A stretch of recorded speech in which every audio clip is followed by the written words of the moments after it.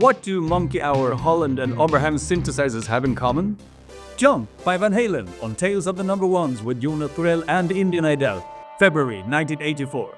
US Marines withdraw from Beirut. Konstantin Chernenko settles in the Kremlin. Swedish media claims Bette Midler is the funniest person in the world. They did.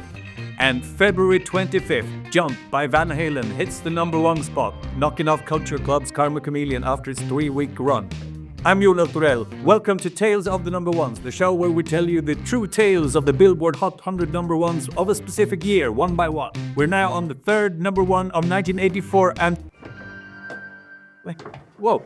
Did you just jump out of the sauna of reflection? I did, in fact, just jump out of the sauna of reflection. Cool. Audience, this is my colleague Indy Neidell. So, what are we up to? We're talking about Jump by Van Halen. Awesome. Of course. A solid rock band with 2 Dutch brothers, a vocalist with flexible thigh muscles, and some bass player decide to bring in a synthesizer, leading to one of the most iconic keyboard riffs of all time and the band's only number 1 hit. Yep, both the verse and the chorus are based on the riff in question, completed with a perfect call-and-response shout, might as well jump. Jump! Might as well.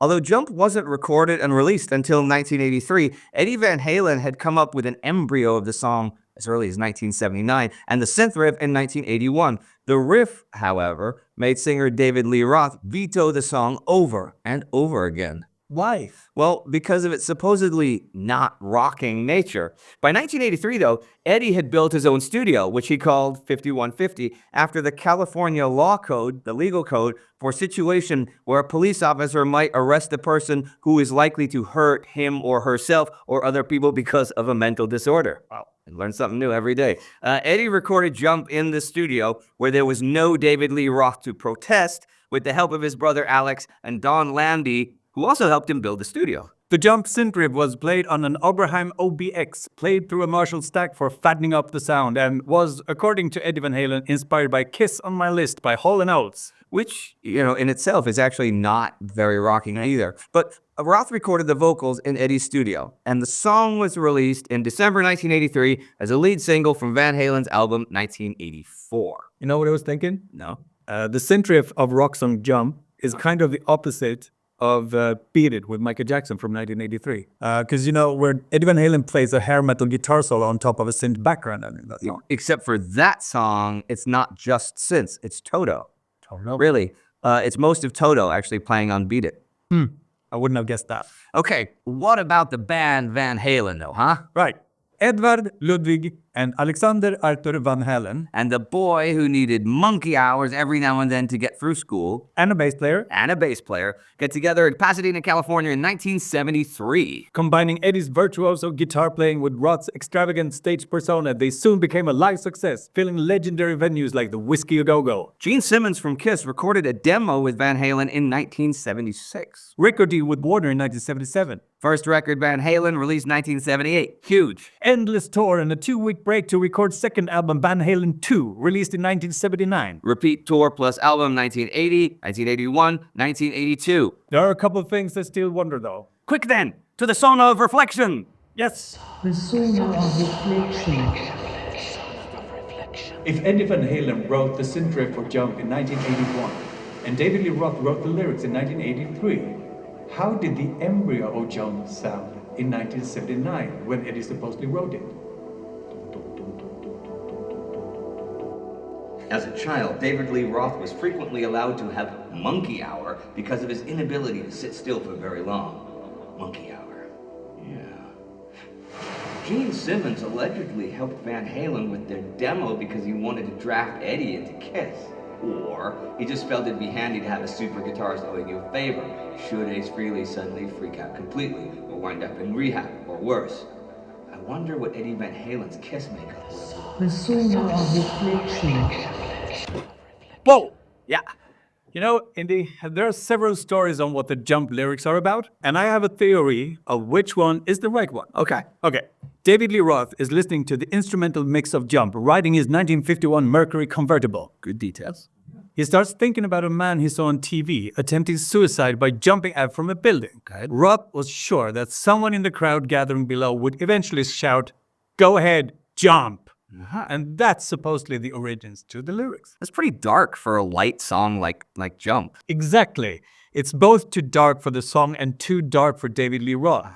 I mean, had it been Lemmy or Ozzy or Susie Sue, they would have chosen that story because it would fit an idea of something dark and dangerous. But that's not David Lee Roth, like, is it? No. I mean, he's more about party women, woo, party go lucky, just a gigolo, California girls, and so is the song.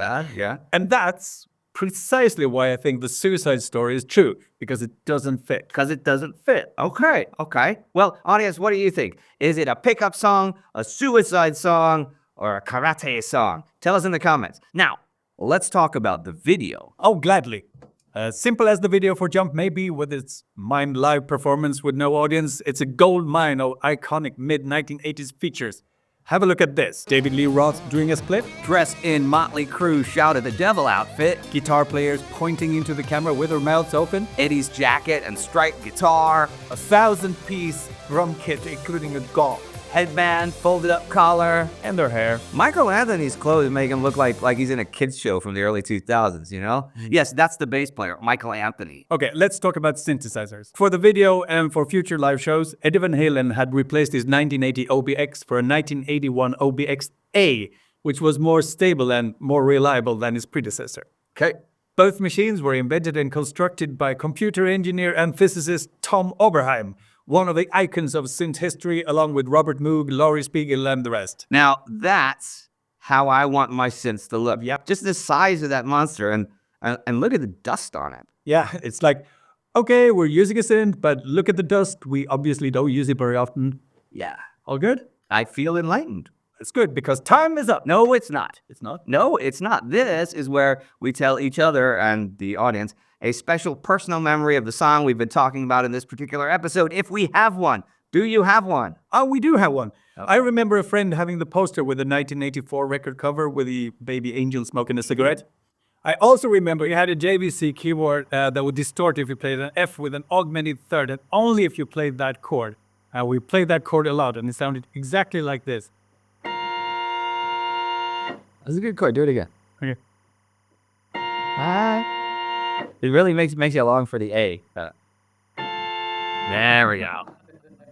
And we tried to figure out the jump riff, but I don't think I succeeded doing that until like a year or two later when I got my Roland Alpha Juno 2 for my birthday, this particular one. It's a really hard riff to figure out. Yeah. Boy, that took years. I was 12. Well, but you mentioned the cover, and we didn't talk about the cover. No, we didn't, but now the time wheel is up. Thank you, Indy. Thank me, Jonas. Let me just add that Jump, again, the only Van Halen song to reach #1, sold over 1 million copies in the US, and it helped the 1984 album sell 10 million copies in just the US. The song has over 500 million plays on Spotify. And it appears in films such as Eddie the Eagle, Sing, and Despicable Me 3, and can be heard in just about every sports TV event featuring someone jumping high, long, in 3 steps, with or without a parachute, or with or without skis. Come back next time for Footloose.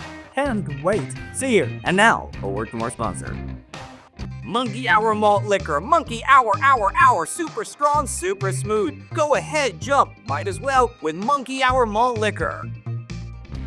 You can listen to Jump, the original song, here. And you can check out the music video here, or actually our video playlist for the year so far, here. And do not forget to subscribe. And remember, there's always another #1.